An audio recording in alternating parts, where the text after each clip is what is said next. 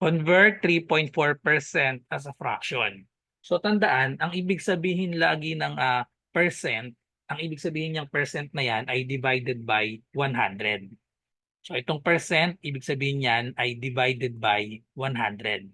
So therefore, ang 3.4% equal lang yan sa 3.4 over 100. Okay, so since nasa choices na agad, letter D na yung tamang sagot dito. 3.4 over 100. Pag sinimplify naman natin to kung walang decimal, kasi may decimal, i-move lang natin ito ng isa. So tapos yung 100, i-move din natin ng isa.